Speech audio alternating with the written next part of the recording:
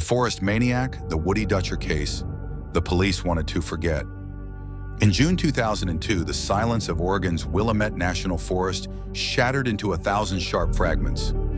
The disappearance of 19-year-old Sarah Miller, a student who had come to enjoy her summer vacation amidst nature, initially seemed like a tragic accident. But when her body was found a week later, meticulously hidden under fallen leaves and branches, it became clear. The park had become an arena for something far more sinister. Signs of violence, an almost complete lack of clues, and a chilling atmosphere that enveloped the small town foretold long, sleepless nights. This was just the beginning. Soon another young woman vanished, then a couple. All of them disappeared within the same forest area, as if a faceless predator hunted its victims according to well-defined rules. Their bodies were found with their throats slit, and their arrangement seemed to suggest a grim staging, an attempt to create a terrifying tableau. Local newspapers, smelling blood, immediately dubbed the killer the forest maniac. Rumors spread like wildfire, a hermit seeking revenge for deforestation, a demonic entity dwelling in the darkest corners of the park. The police seemed to be treading water, unable to find a single lead, a single witness, or a single thread leading to a solution. 18 months later, when hope had almost faded, a glimmer appeared. Woody Dutcher, a 45-year-old homeless man living in a dilapidated shack in the same forest, came into focus. An elderly park ranger, a man with a reputation for being reliable but somewhat eccentric, claimed to have seen Woody roaming near the crime scenes late at night. A search of Dutcher's shack yielded obvious evidence, an old hunting knife with stains resembling dried blood. This was enough. The jury, exhausted by fear and public pressure, found Woody Dutcher guilty. He was sentenced to life imprisonment. The town breathed a sigh of relief. The forest, it seemed, was safe again. The case was closed, or so it seemed. 14 years later, in 2017, the same forest swallowed another victim. A young woman, out for her morning run, disappeared without a trace. A few days later, her body was found. The scene was horrifyingly familiar. Signs of struggle, the body carefully hidden under branches, and characteristic, impeccably precise cuts. A cold dread pierced the hearts of Oregonians. Woody Dutcher, the forest maniac, had been behind bars all this time. Panic returned. The police, realizing their terrible mistake, were forced to admit that the real killer had been at large all along. A new investigation, launched with desperate hope, yielded shocking results. DNA found at the new crime scene matched biological material from one of the old victims. This was irrefutable proof. The serial killer, hiding in the shadows, was hunting again. But the most terrifying discovery was yet to come. A re-examination of the very knife that had served as key evidence in Woody Dutcher's case showed a stunning result. The stains on the blade, presumed to be blood, were in fact ordinary rust and plant sap. Woody Dutcher was innocent. A man sentenced to life imprisonment based on circumstantial evidence and prejudice turned out to be a victim of injustice. The real monster had been hiding among ordinary people all this time, perhaps living next door, frequenting the same shops, perhaps even watching this entire tragedy unfold from the front row. The search resumed with renewed vigor, but the killer, like a ghost, vanished, leaving almost no trace. Society was in turmoil. The police, experiencing the biggest failure in their history, were under unprecedented pressure. Time passed and the forest maniac case again reached a dead end. The Oregon forest continued to hold its terrifying secrets, but now these secrets were much deeper and more sinister than anyone could have imagined. Years passed. The Woody Dutcher case became a classic example of a miscarriage of justice. He was released, receiving substantial compensation, but no one could give him back the lost years and a broken life. He never managed to adapt to the world outside prison walls, continuing to live as a recluse, but no longer in the forest, but in his own fears and resentments. And the real killer, he was never found.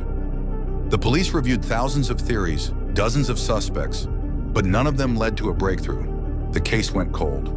The public gradually forgot, distracted by new headlines and anxieties. But for Detective James McKinley, who led the original investigation, this case became a personal obsession. The failure in the Woody Dutcher case haunted him. He felt that he had missed something fundamental that could turn everything upside down. McKinley left the police force but did not abandon the investigation. He pursued it alone in his spare time, rereading old reports, analyzing the smallest details that once seemed insignificant. He was sure that the killer could not simply disappear. He had to be somewhere, be someone. 5 years after Woody Dutcher's release in 2022, McKinley stumbled upon a strange pattern. All victims, in addition to being found within the same forest area, had something else in common. It was something so mundane that it escaped the attention of all investigators. Each of them had at some point used the services of the same food delivery company. A minor detail, it seemed, but for McKinley, obsessed with the case, it was a flash of light in the darkness. He began to dig deeper, examining the list of employees who worked for that company during those years. It was a long and painstaking process, involving studying biographies, work schedules, and alibis. And then, after months of fruitless searching, his attention was drawn to one person, Henry Thorne. Henry was a delivery driver who worked for the company at the time of the first murders. His delivery route covered all the areas where the victims lived. His alibis were weak, and his personality was unremarkable, faceless. He didn't attract attention, had no criminal record, and led an ordinary, unremarkable life. And that was precisely what was most suspicious. McKinley began to observe Henry Thorne. He discovered that Henry was an avid mushroom picker and spent a lot of time in the forest, in that very Willamette National Park. He knew it like the back of his hand. Furthermore, McKinley found that Henry was an extremely withdrawn person, with no close friends or romantic relationships. He lived alone, avoiding any close contact. This was a picture that came together in McKinley's mind, like a puzzle. One night, McKinley followed Henry into the forest. Henry wasn't mushroom hunting. He was simply wandering, like a ghost, along the most secluded trails. His movements were fluid, almost silent. He moved with the same ease as an animal in its natural habitat. And then, in one of the most remote parts of the forest, Henry stopped at an inconspicuous tree. He carefully knelt down and began to dig. McKinley, holding his breath, watched. What Henry pulled from the ground made McKinley's blood run cold. It was a package wrapped in waterproof fabric. Inside, McKinley saw those very same sinister hunting knives, absolutely identical to the one found in Woody Dutcher's shack, as well as small vials of a corrosive chemical compound. McKinley's heart pounded wildly. He understood. The killer was not a maniac seeking revenge for deforestation. He was far more sophisticated and calculated. Henry Thorne, the unassuming delivery driver, was a knife collector. He didn't kill out of hatred or revenge. He killed for his knives. Each victim was merely a means to test the sharpness of a blade, to hone his skill, to achieve perfection in his monstrous hobby. He left no fingerprints because he always wore gloves. He left no traces because he knew the forest like the back of his hand. And the stains on Woody Dutcher's knife? Henry, being pathologically meticulous, accidentally dropped his knife in the forest and simply replaced it with Woody's old rusty knife, knowing that it would divert suspicion. The rust and plant sap on it were just a fortunate coincidence that made the police believe in blood evidence. McKinley finally understood why Henry so meticulously hid the bodies and staged them. He wanted his victims to be perfectly presented, for his artwork to be complete. This was not revenge, but a pathological passion for perfection, for a blade that cuts without resistance, for a knife that becomes an extension of his own distorted soul. Henry Thorne was not the forest maniac. He was an aesthete of murder, his own dark performance. When Henry returned to the surface, McKinley stepped out of the shadows. Without words, without questions, he simply looked at him. There was no fear in Henry's eyes, no surprise, not even a hint of recognition.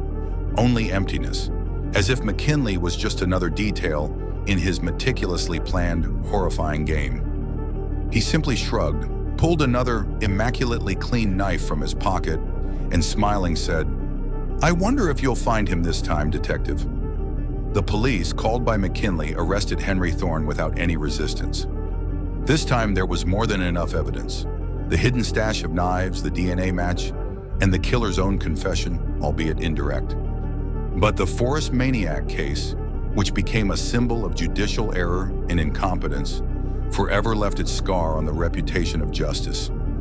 The Oregon forest still holds its terrifying secrets, but now we know that the most terrifying monsters hide not in the forest thickets, but in the most ordinary faces, among us, in pathological addictions and twisted ideals that we refuse to notice. And this story is just a reminder of how easy it is to be wrong when you look for a demon where an ordinary person with inconceivable deviations hides.